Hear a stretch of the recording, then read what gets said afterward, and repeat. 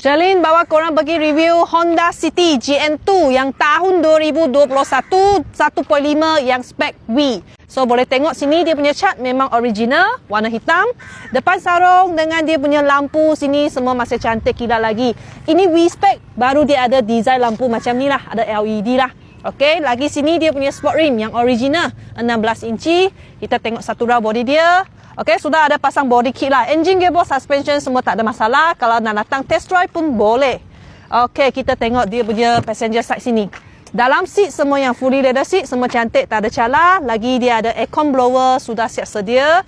Okey, depan sini ada keyless entry function. Okey, seat sama jugalah, fully leather seat, semua cantik kemas. Lagi dia ada multi-function steering, auto cruise system, sama pedal shift. Lagi sini ada side mirror camera, meter, dashboard, semua cantik. Tengah pun ada original touchscreen monitor jugalah. Aircon pun masih sejuk lagi.